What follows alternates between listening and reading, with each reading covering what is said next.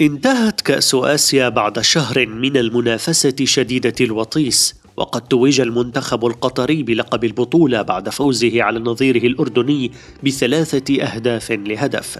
هذه النسخة شهدت عديد الأحداث التي حركت مشاعر الجماهير وفاجأتهم، كما عرفت تسجيل عديد الأرقام التي تعكس متعة مسار البطولة. كشف الموقع الرسمي للاتحاد الآسيوي لكرة القدم عن أهم الإحصائيات، حيث لعبت 51 مباراة عرفت تسديد 1246 كرة بين الخصوم فيما بينهم، منها 398 تسديدة على المرمى، وقد تسجل منها 132 هدفا.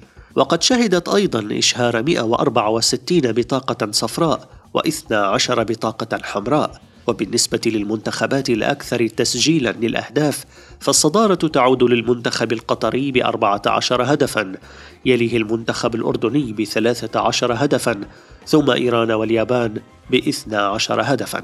أما اللاعبون فقد أنهى أكرم عفيف البطولة هدافا لها برصيد 8 أهداف، متقدما بفارق هدفين على العراقي أيمن حسين. ما تقييمك من 1 إلى 10 لهذه النسخة من كأس آسيا؟